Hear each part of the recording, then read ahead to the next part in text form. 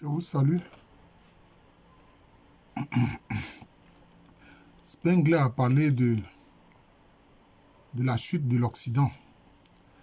Mais cette chute de l'Occident n'est pas seulement liée à une question de morale et de moralité comme on le voit, avec notamment sous nos yeux l'affaire Jeffrey Epstein. Parce que ces élites occidentales, c'est vrai, ont de nombreux membres qui sont dans des loges sataniques. Ce sont des satanistes en fait, beaucoup. Je ne dis pas et tous, Dieu merci. Il y a toujours des exceptions à tout. Mais il faut comprendre que cette chute de l'Occident se voit certes au plan moral, puisqu'on voit la promotion qu'ils font de LGBT, de l'euthanasie, les guerres injustes qu'ils font contre les autres peuples parce qu'ils veulent piller leurs ressources. Ils ne veulent pas acheter leurs ressources comme il se doit normalement, non. Et ils expriment leur racisme systémique. C'est-à-dire qu'il y a un système. Les enfants même sont éduqués dans le racisme. Quand on voit notamment aujourd'hui les déclarations de Trump concernant Obama et sa femme Michelle, l'image qu'il a envoyée, en fait, il insultait tous les Noirs, y compris d'abord même ceux même qui sont ses citoyens, citoyens du même pays que lui, c'est-à-dire les Noirs, les Afro-Américains des États-Unis. Mais ce que je veux dire, au plan économique, l'Occident n'est plus le leader. Ça, il faut que les Africains le sachent. Les Africains croient qu'il y a encore une grande attraction économique de l'Occident. Ce n'est pas vrai. C'est vrai, il y a encore quelques opportunités aux États-Unis. C'est vrai. Mais il faut savoir que beaucoup d'entreprises américaines ont délocalisé. Il n'y a pas autant de travail aux États-Unis comme avant. Il n'y a pas autant de travail dans l'Union européenne comme avant. C'est une réalité, chers frères et sœurs. C'est une réalité. Sinon, les États-Unis ont une dette abyssale. La France a une dette abyssale. Beaucoup de pays européens ont du mal à financer les retraites. Regardez comme avec le Covid, ils ont laissé les pauvres retraités qui étaient à Bergamo, en Italie, mourir dans l'abandon, non-assistance à personne en danger. Donc, en fait, l'Occident n'est plus le leader économique. Même au plan même de l'armement, ils sont plus leaders. Parce que, qu'est-ce qu'on constate? Mais c'est tout l'OTAN qui fait la guerre à la Russie en Ukraine. C'est tout l'OTAN. Comme aujourd'hui, l'armée ukrainienne elle-même est pratiquement décimée, eux-mêmes, ils sont obligés maintenant de faire venir les soldats. On a vu le navire de guerre que les Anglais ont envoyé dans la mer Noire. Ça a été détruit. Après 2 sommations, ils ne voulaient pas écouter, mais un missile est venu détruire le navire. Il y a eu plus de 200 morts. Là, en France aussi, quand les Français sont allés dans un bunker, je crois que c'était toujours à Odessa, il y a eu plus de 100 morts. Vous voyez? Et un officier allemand a été pris. Voilà, il a été pris. Ce n'est plus une question de non, on envoie l'argent, on envoie l'armement. Non, eux-mêmes, ils sont sur le terrain. Et ils se font laminer proprement par l'armée russe. Maintenant, je vais dire, au plan économique, l'Europe n'est plus attractive, l'Union européenne n'est pas attractive. Les États-Unis même ne sont pas attractifs. Si vous voulez aller dans des pays économiquement, je peux dire même solides dans les Amériques, il vaut mieux aller au Mexique, il vaut mieux aller au Brésil.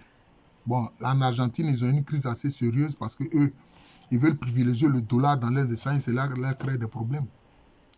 Mais, aujourd'hui, c'est l'Asie qui est le nouveau pôle économique attractif. C'est l'Asie qui est le nouveau pôle économique attractif. Et il y a certains Africains qui ont compris, qui vont en Chine, qui vont en Chine pour faire des affaires à la Chine, pour faire les études en Chine, etc., pour apprendre le mandarin. Pourquoi? Parce que c'est l'Asie qui est le nouveau pôle attractif. La Chine, l'Inde, Et moi, je connais pas mal de jeunes Africains qui sont allés apprendre l'informatique en Inde parce que concernant l'informatique, mais les gens de l'Inde sont très en avance. L'Inde est très en avance. L'Indonésie, pendant qu'on parle de l'Indonésie, de Singapour, de la Malaisie, on dit que ce sont les nouveaux dragons d'Asie. Parce que ce sont des économies attractives. Mais souvent, les Africains ne passent pas aller là-bas parce que peut-être ils trouvent que c'est loin, je ne sais pas. Bon, en fait, c'est là un avion que tu vas prendre pour t'y rendre.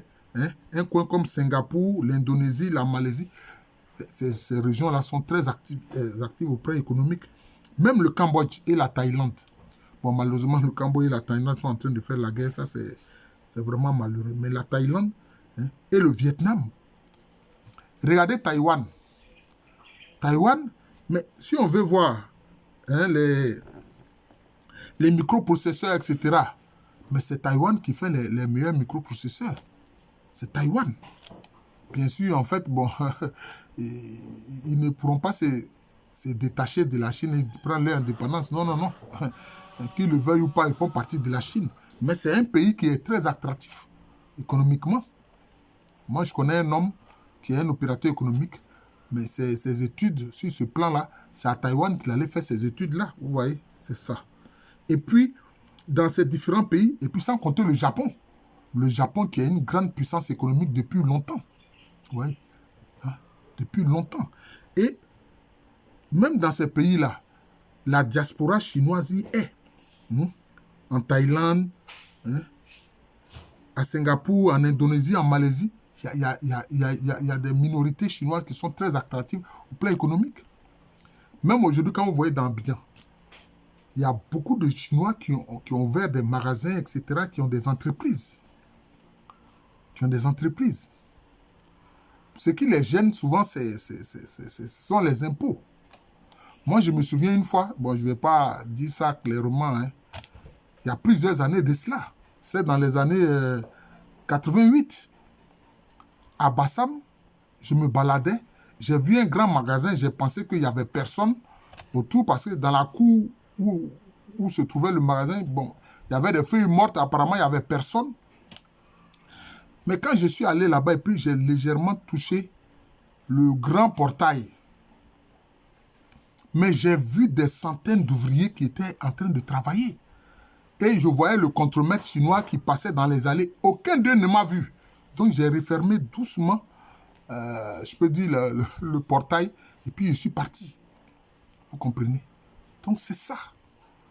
C'est ça. Les Chinois font vraiment un travail merveilleux avec ce qu'ils appellent la nouvelle route de la soie. Mais ils sont attractifs et ils ont du financement. Aujourd'hui, l'Europe n'a même plus de financement. Le peu qu'ils ont là, au lieu de prendre ça pour s'occuper de leurs retraités, de s'occuper du monde, du domaine social, ils sont allés mettre ça dans une guerre en Ukraine. Mais je sais qu'il y aurait un scandale. Parce qu'en réalité, il y avait un retour où quelquefois l'argent, c'est comme si ça partait en Ukraine et puis ça revenait dans la poche de certains politiciens. Le scandale va éclater comme le scandale Epstein a éclaté, ce scandale financier du financement de la guerre en Ukraine. Là. Ce scandale aussi va éclater, je vous le dis, je ne suis pas prophète, mais ça va arriver. Parce qu'on a vu certaines armes même livrées par les pays européens de l'OTAN, et puis on voit ces armes-là qui reviennent en Afrique pour financer le terrorisme, parce qu'ils pensent que par le terrorisme, ils vont s'accaparer nos matières premières, et c'est ça qui va les faire revenir à la surface devant le recul économique qu'ils vivent. Mais ça ne marchera pas.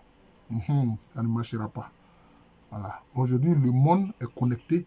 Il faut travailler sérieusement, honnêtement, et acheter honnêtement les matières premières. Voilà. Il ne s'agit pas de faire du terrorisme et puis c'est comme ça, le pillage de siècle en siècle, ça ne marche plus. Voilà. L'Europe doit se donner de nouveaux dirigeants parce que les dirigeants qui sont là sont des incapables, je vous le dis. C'est ça les faits.